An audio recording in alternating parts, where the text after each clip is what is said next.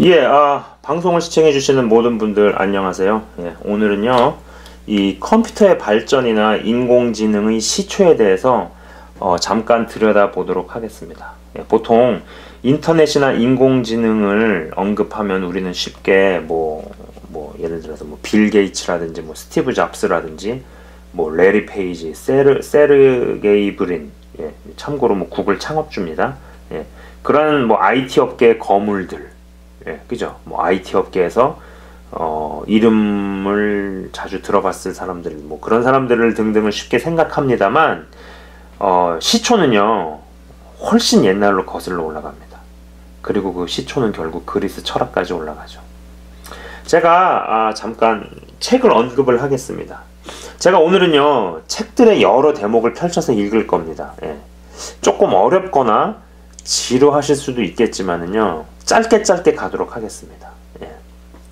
자, 일단 좀 잠깐 책을 언급하고자 하는데요. 일단 보시는 것은 가장 인간적인 인간이라는 책입니다.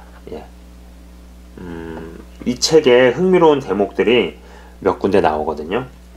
근데 이 책에서는요 아리스토텔레스와 데카르트를 통해서 시작된 이성주의적 인간이라는 개념이 19세기 영국의 수학자이자 철학자인 조지 물에 의해서 논리학을 기술하는 체계가 고안되고, 이것이 1930년대 중반 미시건 대학에서 수학과 전기공학 복수학위를 하던 클로드 세넌에 의해 발전된 아이디어로 진화한다고 이야기를 합니다.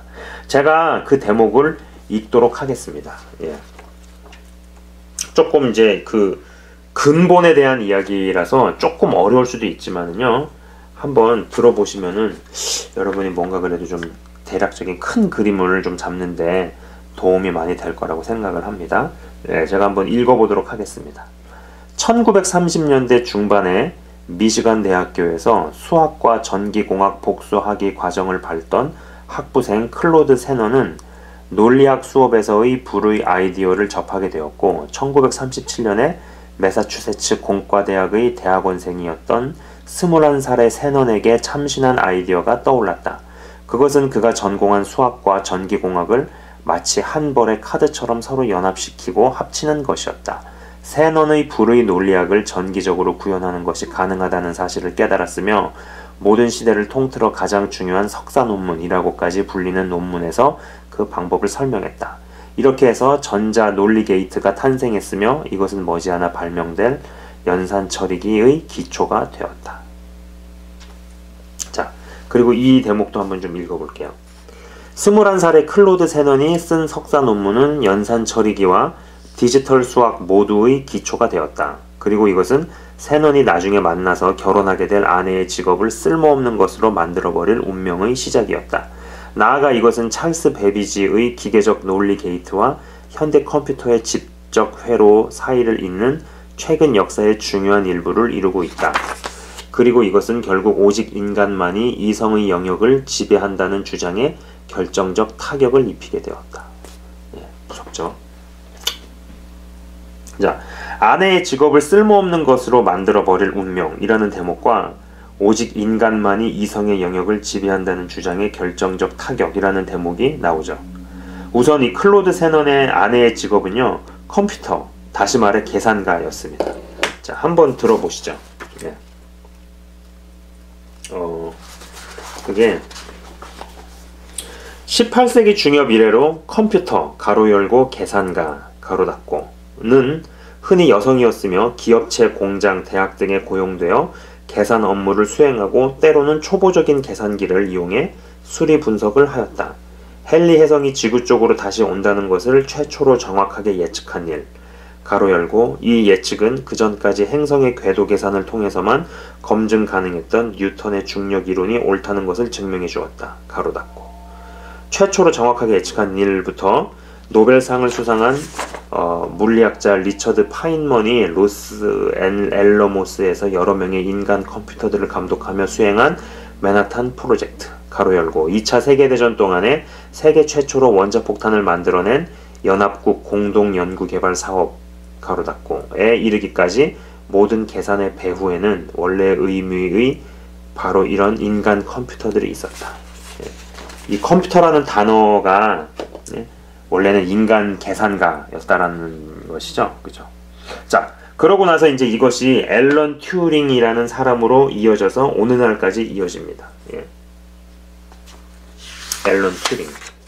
자, 한번 들어보시죠. 이 앨런 튜링이라는 사람이 굉장히 중요한 인물이에요. 그러니까 인공지능에 대해서 여러분이 생각을 하실 때 앨런 튜링이라는 사람을 연관시키면 됩니다. 이 인물에 대해서 제가 조금 더 이야기를 하도록 할게요.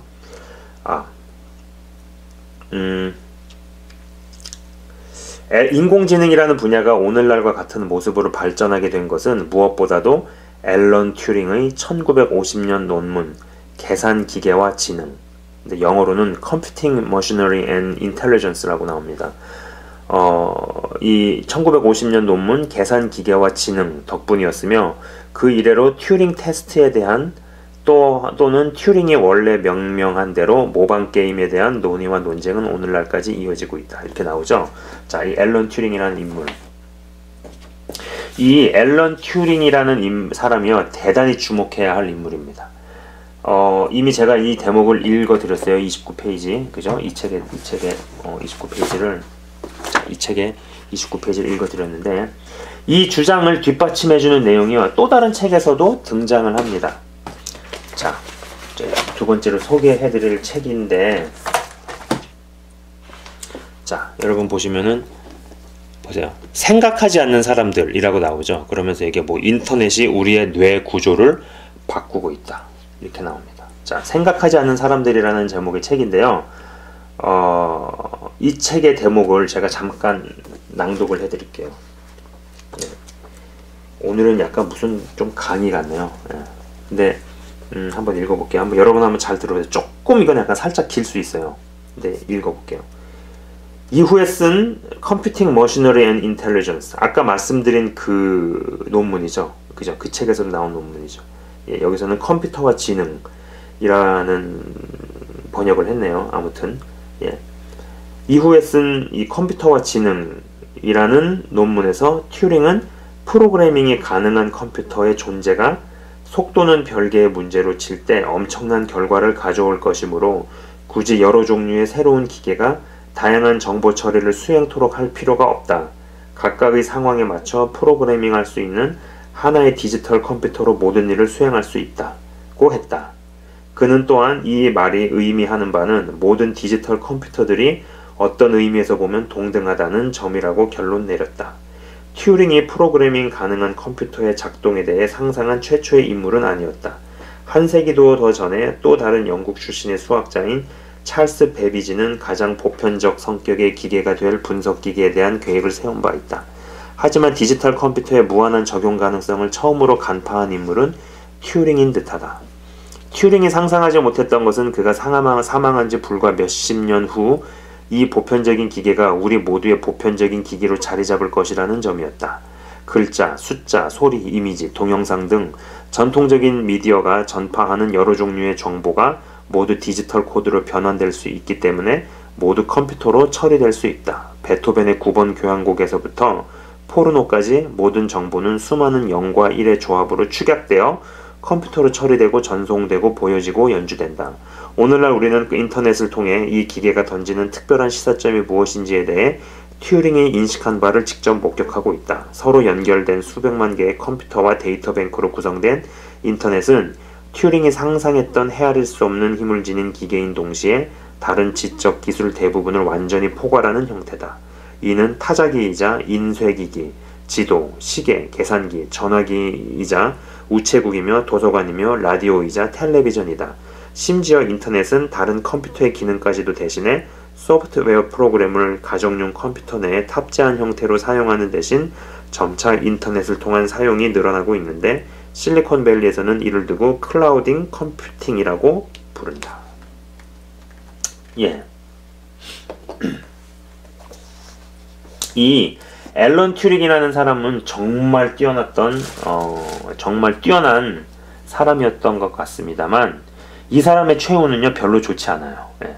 어떤 면에서는 인류에게 열면 안 되는 기술 문명의 문을 열었기 때문에 저주가 임해서 비참한 최후를 맞이하게 된 것은 아닌가 싶습니다. 이 생각하지 않는 사람들이라는 책에 앨런 튜링의 사인이 나오는 대목이 있네요. 제가 한번 읽어드릴게요. 이 사람이 어떻게 죽었는지. 자, 한번 들어보세요. 제 개인적으로는 이 사람은 무언가 저주를 받아서 죽게 된 것이 아닌가 이렇게 한번 생각을 해봅니다. 한번 읽어보도록 하겠습니다. 최초의 디지털 컴퓨터가 대량 생산에 돌입할 즈음인 1954년 봄, 영국의 뛰어난 수학자인 앨런 튜링은 청산과리를 넣은 사과를 먹고 스스로 목숨을 끊었다. 가로 열고, 이 과일 한 알은 엄청난 대가를 치르고 지식의 나무에서 딴 선악과와 같다고 할 수 있다. 가로 닫고. 한 전기작가는 튜링이 짧은 생애를 통해 이 세상 사람이 아닌 듯 순수한 삶을 보여주었다고 표현하기도 했다. 튜링은 제2차 세계대전 당시 나치가 군사명령 등 민감한 메시지를 전달하는 데 사용한 정교한 타자기 이니그마의 암호를 해독하는 데 결정적인 역할을 한 인물이다. 이니그마의 해독은 전쟁의 방향을 바꾸고 연합군의 승리를 이끌어내는 데 기여한 영웅적인 업적이었지만 몇 년 후 튜링이 다른 남자와 성관계를 가졌다는 이유로 체포되는 수모를 막아주지는 못했다. 자, 여러분 어떤 생각이 드세요? 자, 독이 든 사과를 먹었대요. 그죠? 그 다음에 수사 과정에서 동성애 기록이 나왔다라는 거죠. 그죠? 그리고 또 재밌는 것이 결국에 이런 기술의 진보가, 문명의 진보가 뭐의 목적으로 되느냐, 무엇을 목적하고 무엇을 향해서 가느냐, 전쟁의 발전이라는 거죠. 그죠? 이런 것들을 한번 생각해 볼 수 있죠.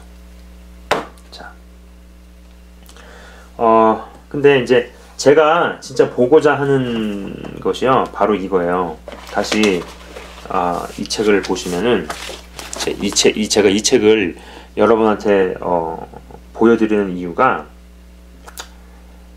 이 앨런 튜링의 이름을 따서 특별한 대회 이벤트가 91년도에 만들어졌다는 겁니다. 네.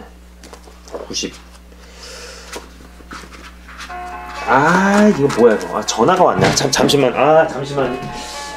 이런. 죄송합니다, 여러분. 갑자기 이게 전화. 이게 제가 또 이걸. 자, 당황스러워라. 그냥 계속 진행을 하도록 하겠습니다. 이 앨런 튜링의 이름을 따서 특별한 대회 이벤트가 91년도에 만들어졌다는 거죠. 근데 그 특별한 이벤트에 대한 것이 놀라운 이벤트예요. 이거를 91년도부터 해왔다라는 겁니다. 제가 한번 읽어보도록 하겠습니다. 여러분 한번 잘 들어보시기 바랍니다. 매년 인공지능 학계에서는 이 분야에서 가장 큰 기대와 화제를 몰고 다니는 연례 행사가 열린다. 바로 튜링 테스트라고 불리는 경기이다. 이 검사의 명칭은 컴퓨터 과학의 창시자 중 한 명인 영국의 수학자 앨런 튜링의 이름에서 비롯되었다. 1950년에 튜링은 이 분야의 가장 오래된 물음 중 하나의 답을 제시하려고 시도했다. 그것은 바로 기계도 생각할 수 있는가? 라는 물음이었다. 다시 말해 컴퓨터가 생각한다고 또는 컴퓨터에게 지능과 마음이 있다고 말해도 될 만큼 고성능 컴퓨터를 만드는 것이 과연 가능할까? 그리고 만약 언젠가 그런 기계가 실제로 존재하게 된다면 우리는 그것을 어떻게 알 수 있는가? 라는 물음이었다. 튜링은 이 물음을 순수 이론적인 토대 위에서 논의하는 대신 한 가지 실험을 제안했다. 그것은 정체를 알 수 없는 두 상대방에게 심사위원단이 컴퓨터 단말기로 이런저런 문제를 낸 뒤에 누가 누구인지를 맞추게 하는 것이다. 그 대결 상대는 바로 인간연합군과 컴퓨터 프로그램이다. 이때 주고받은 대화에는 아무런 제한이 없다. 그것은 사소한 이야기일 수도 있고 개미의 다리는 몇 개인가 혹은 파리는 어느 나라의 도시인가와 같은 사실에 관한 것일 수도 있다. 또 유명인에 대한 루머에 대해 물어볼 수도 있고 묵직한 철학 이야기를 거론할 수도 있다. 다시 말해 인간 대화의 모든 영역이 가능하다. 튜링은 2000년도쯤 되면 컴퓨터가 인간 심사위원들과 5분의 대화를 나눈 뒤 그중 30%를 속일 수 있을 것이며 그렇게 되면 기계가 생각한다고 말해도 별다른 반대에 부딪히지 않을 것이라고 예측했다. 영국 남동부의 도시 레딩에서 개최된 2008년 대회에서 최고의 성적을 거둔 프로그램은 딱 한 표 차이로 이 목표를 이루지 못했다. 때문에 2009년 대회는 결정적인 행사가 될지 모른다. 나는 지금 이 대회에 참여하고 있다. 나는 최고의 인공지능 프로그램들과 머리를 맞대고 또는 마더보드를 맞대고 경쟁해야 할 4명의 인간 연합군 가운데 한 명이다. 경기는 여러 회에 걸쳐 진행되는데 나는 다른 연합군 참가자와 마찬가지로 매회 한 개의 인공지능 프로그램 및 한 명의 심사위원과 짝을 이루게 된다. 그리고 이때 나의 과제는 내가 정말로 인간이라는 것을 심사위원이 확신하도록 만드는 것이다. 자, 여러분 어떻게 생각하세요? 예. 벌써 오래전부터 이런 프로그램의 발전, 예. 이걸 채팅 로봇이라 그러는데 챗봇, 채팅 로봇 해가지고 앞에 글자만 따가지고 챗봇이라고 씁니다. 예. 이런 발전들이 오래전부터 계속 진행되어 왔다라는 거죠. 그죠? 1950년도에 벌써 이런 생각을 하는 사람이 있었다는 것이 놀라우면서도 한편으로는 섬뜩하다라는 생각도 듭니다. 시대가, 여러분 보세요. 이게 무슨 시대가 이렇게 그냥 흘러가는 것 같죠. 그냥 그렇게 가는 것 같지만 누군가의 설계에 의해서 그리고 의도대로 서서히 가고 있다면 어떨까요? 그런데 대다수의 사람들이 누군가의 의도대로 설계대로 가고 있는 것도 모른 채 살아간다면 정말 무서운 일이 아닐까 싶습니다. 인공지능의 개념이라는 게, 인공지능의 개념이 벌써 1950년도부터 있었다라는 것이죠. 자, 여러분 이 책이요, 영어 외국 책이잖아요. 그죠? 카운트 제로라는 소설인데요. 작가가 윌리엄 깁슨이라고 나와 있죠. 그죠? 윌리엄 깁슨. 국내에서는 그닥 소개가 안 됐을 거라고 봅니다. 근데 이 사람은 뭐랄까요? 영어권에서는요, 이 사이언스 픽션이라 그러잖아요. 그거를 사이파이. 뭐 이렇게 쓰나요? 예.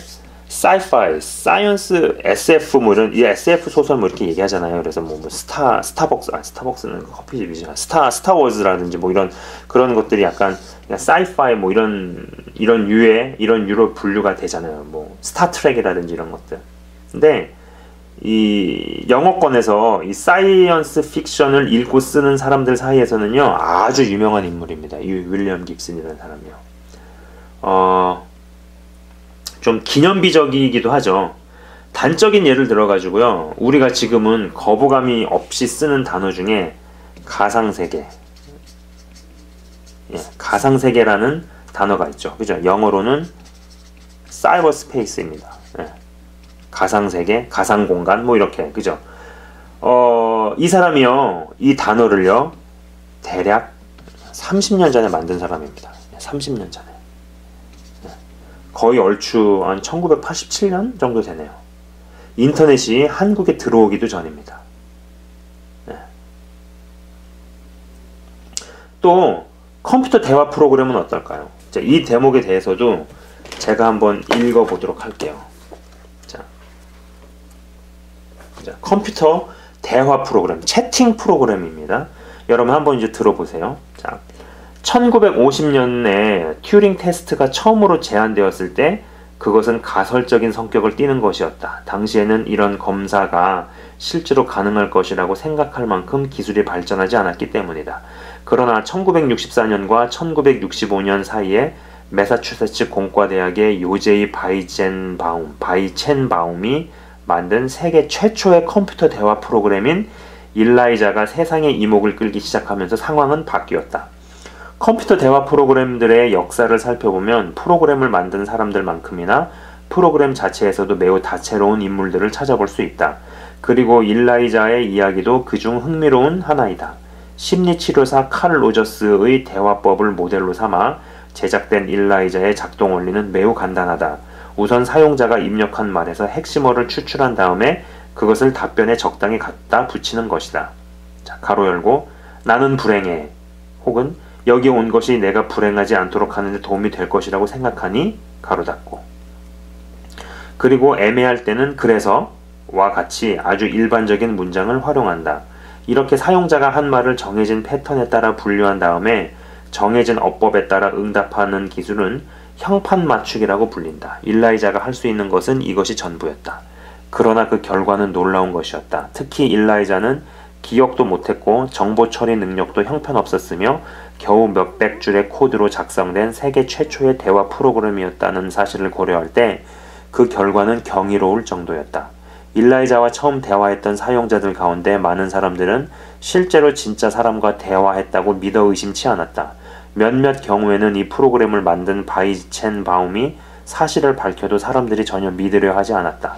사람들은 때때로 몇 시간 동안 혼자서 은밀하게 일라이자와 대화하곤 했으며 의미 있는 치료 효과를 경험했다고 나중에 보고하곤 했다. 그러자 학계에서는 일라이자가 컴퓨터의 자연어 이해 문제에 대한 포괄적 해결책을 제시했다는 성급한 결론을 내리기까지 했다. 그러나 사람들의 열광적 반응에 큰 충격과 공포를 느낀 바이첸바움은 지금까지 자신이 해오던 일에 대해 태도를 180도로 바꿈으로써 또 한 번 사람들을 깜짝 놀라게 만들었다. 그는 곧바로 일라이자 프로젝트를 중단시켰다. 또한 지금까지 그를 비판했던 사람들과 한편이 되어 인공지능 연구에 대해 학계에서 누구보다도 목청 높여 반대하는 비판자가 되었다.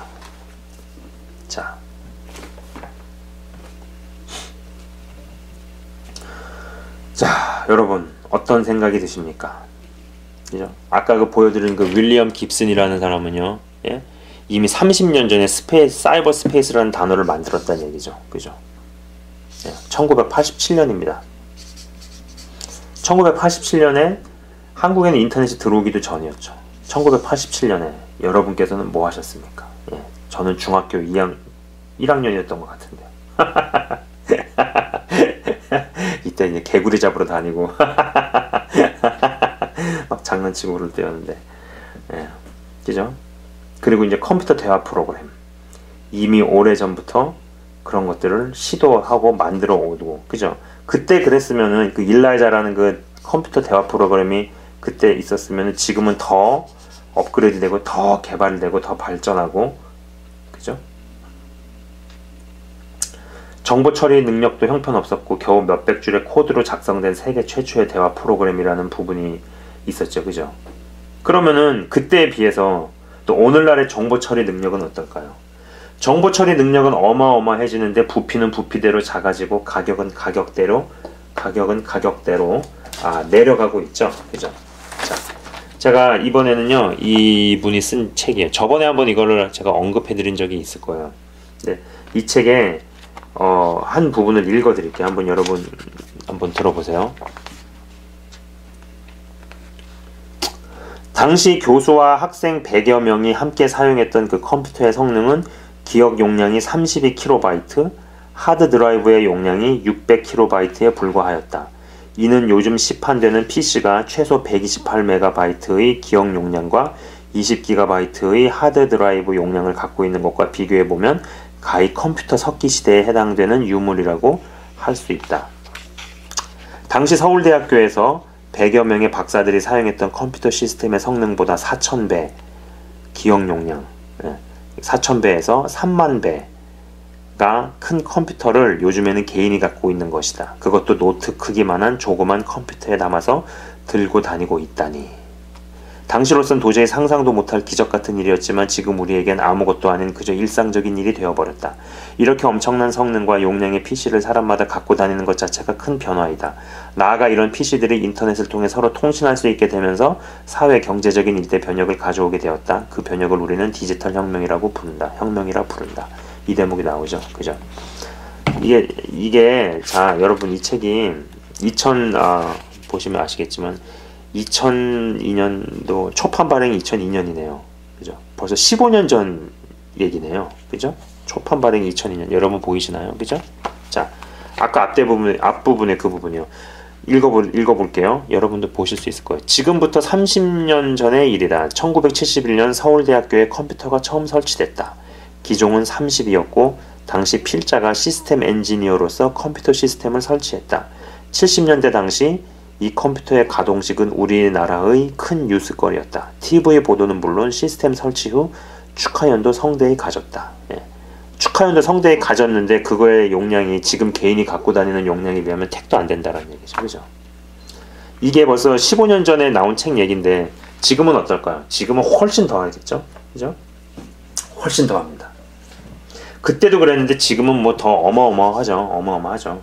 이 책에서도 많은 부분에 다루지만 여러분들도 아시다시피 인간의 대화라는 것이 직업군이 다를 때 나타나는 방식이 다르죠. 그죠? 뭐 변호사라든지 목사라든지 교사라든지 등등은 직업군 자체가 만들어내는 그 사람으로 하여금 이렇게 갖게 만드는 대화 방식, 대화를 끌고 나가는 방식, 뭐 이런 것들이 좀 설정이 되잖아요. 그죠? 거기에다가 또 여러 대화를 하는 상황에서 뭐 예를 들어서 뭐 낯선이와의 대화, 처음 본 사람과의 대화, 혹은 또 문맥과 맥락에 따라서 해석이 좀 다르게 된다라든지 아니면 다른 뉘앙스를 끼친다라든지 이런 부분, 혹은 때로는 또 침묵이 대화를 대신하기도 하죠. 침묵하고 있지만 대화를 하는 거, 침묵하고 있지만 그 침묵 자체가 어떤 메시지를 전하고 있는 상황. 이러한 광범위한 데이터나 패턴들, 그러니까 여러 가지 이런 광범위한 데이터나 패턴들을 저장을 하고 처리하는 기술적 문제들이 해결된다면 어쩌면 대화 가능한 휴머노이드 로봇의 상업적 등장을 우리 시대에 곧 볼 수도 있다라는 것이죠. 제가 이 대목을 한번 또 읽어보도록 하겠습니다.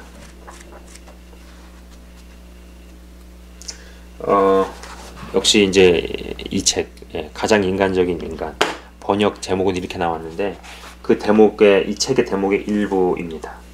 자, 여러분 한번 들어보시기 바랍니다. 어디까지 읽어드리지? 오케이. 자, 오늘날 우리는 인공지능 대화 로봇이 마침내 상업화될 전망이 보이기 시작하는 매우 흥미로운 시대에 살고 있다.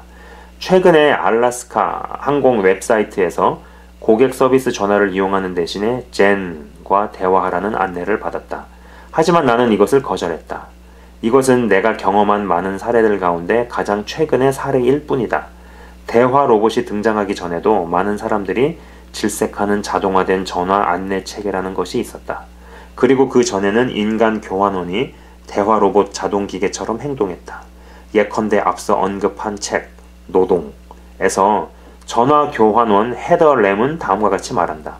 교환원들이 사용하는 구절은 대략 7, 8가지가 전부예요. 안녕하세요. 무엇을 도와드릴까요? 교환원입니다. 무엇을 도와드릴까요? 안녕하세요. 안녕하세요. 몇 번을 연결해 드릴까요? 다시 한번 연결해 드릴까요? 아무개 씨로부터 수신자 부담 전화가 왔는데요. 받으시겠습니까? 1달러 20센트 나올 것입니다. 이게 전부죠.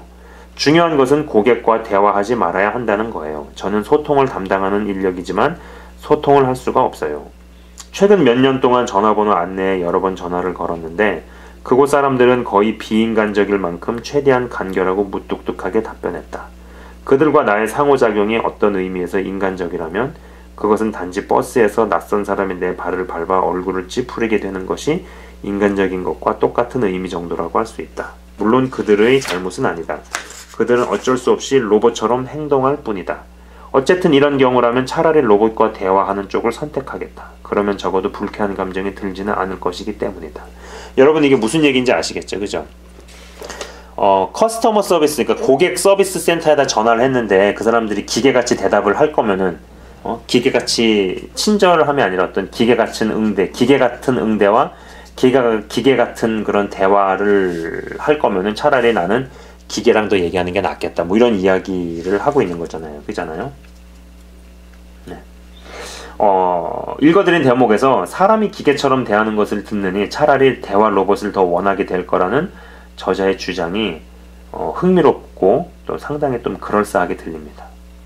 자, 이미 1950년대에 인공지능이라는 개념을 품고 서서히 진행시켜 오고 오래전부터 대화 프로그램을 태동시켜 지금껏 발전시켜 오고 그러면서 동시에 정보 처리 능력과 정보 저장 능력은 어마어마하게 개발되어 가고 있고 그리고 앞으로는 더 하겠죠.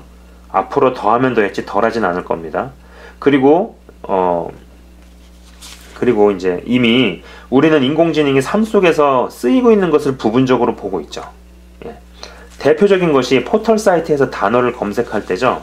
특정 단어를 치면 연관된 단어라든지 가장 많이 검색이 되어진 찾아진 단어가 알아서 줄줄이 달려서 나오죠. 그죠? 또 카톡이나 페이스북은 어떤가요? 특히 페이스북 같은 경우는 저는 어쩔 때는 섬뜩하기도 합니다. 예. 연락처나 주소가 저장되어 있는 사람도 아닌데 그냥 현실 세계에서만 몇 번 만난 사람인데 가끔 친구 추천이 뜨죠. 여러분은 그런 경험 없으세요? 저는 그런 거 경험을 할 때 일단 딱 드는 생각이, 야, 이거 얘네들이 이걸 어떻게 알았지? 라는 생각이 먼저 들어요. 그래서 언젠가부터 필요한 용도만 한 뒤에는 잘 안 쓰는 쪽으로 가게 되는 것 같습니다. 여러분 그 터미네이터라는 영화를 아시나요? 뭐 보신 분들도 제법 계실 거라고 봅니다. 사실 이 영화는요 대단히 유명하죠. 1편이 나온 이후로 속편들이 계속 제작이 되었지만 사실 저는 1편이 가장 인상적입니다. 그 영화를 보면은요 이 미래에서 이제 과거로 두 명이 보내지죠. 그죠? 한 사람은 특정 여인 이제 그 여자 이름이 뭐 사라 코너? 예, 사라 코너라는 여자인데 이 여자가 이제 앞으로 그 기계랑 맞서는 인간 군대의 뭐 지도자를 낳을 운명에 있는 뭐 그런 여자였죠. 그죠? 이 영화 스토리가 그래요. 그래서 이제 한 사람은 이제 특정 여인을 보호하기 위한 남자 사람이 보내지고 또 그 다음에는 또 이제 로봇이 이 여자를 이제 죽이기 위해서 이렇게 보내지죠. 그죠? 이 사라 코너라는 여자를 터미네이터에게서 처음으로 구해내고 도망치는 씬에서 이 남자가 여자에게 하는 대사 중에 이런 말이 있어요. 당신이 지금 내 말을 이해할 수 없지만 40년 뒤에는 이해할 것이다 라고 말을 합니다. 근데 그 영화가 공식적으로 1984년에 개봉을 했어요. 1984년에 개봉을 했어요. 그죠? 그 사단의 무리들도 오랜 시간을 두고 서서히 자신들의 계획을 조금씩 실행해 나간다는 사실을 여러 경로로 이야기해 보았습니다. 지금까지요. 물론 그들도 하나님의 정하신 범위 내에서만 일할 수 있을 뿐입니다. 그리고 하나님의 허락하심이 없이는 그들이 움직일 수 없죠. 하지만 어떤 움직임들이 조금씩 열리고 있는 시대로 점점 진입해 가는 것 같습니다. 제가 이제 한국에서도 잠깐 이제 어떤 일 때문에 들렸을 때 책방을 보면은 예전에 비해서 확실히 4차 산업이라는 말이 많이 회자가 되고 있고 또 이런에 관련된 어떤 서적이라든지 책이라든지 아니면 인공지능 점점 이런 단어들 이런 말들이 사람들 입에서 오르내리고 회자된다라는 이야기는요 이런 시대로 가고 있다라는 것을 반증한다라는 것이죠. 그렇죠? 그 시편 7편 14절에서 16절에 보면은 악인이 죄악을 낳으며 재앙을 베어 거짓을 낳았도다는 표현이 나옵니다. 헌데 이제 영어 구절을 읽어보면 악을 품은 이가 문제를 임신하고 거짓을 낳는다고 해석해 볼 수 있겠네요. 오랜 기간 동안 품어져 온 악이 문제를 임신해서 거짓을 곧 낳으려는 시대가 앞으로 도래하는 것이 아닌가 생각해 봅니다. 특히 이제 이 인공지능이라는 것을 생각해 볼 때 말이죠.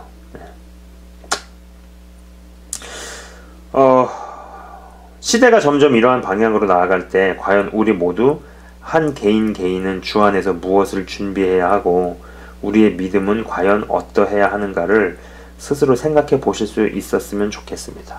지금까지 인공지능의 어떤 그 역사랄까요? 근본적인 어떤 시작점, 그죠? 그리고 굉장히 이 어둠의 세계도 어둠의 영역들도 치밀하게 오랜 시간을 두고 자신들의 계획을 준비해 왔다라는 거죠. 그죠? 그죠? 오늘은 이러한 이야기들을 조금 해보게 되네요. 좀 다른 책에 대한 이야기들도 많이 했지만은 일들이 어떻게 점점 진행이 돼가고 있는지 이런 부분, 특히 그 근원에 대한 이야기, 특히 인공지능이라는 주제를 생각할 때 그 앨런 튜링이라는 사람이 굉장히 주도적인 인물, 중심적인 인물이었다. 그죠? 그리고 그 사람의 이름을 따서 이 튜링 대회라는 거. 예. 채팅을 하면서 사람이 채팅을 하면서 내가 지금 사람하고 채팅을 하고 있는지 아니면은 컴퓨터랑 채팅을 하고 있는지를 맞추는 거. 예.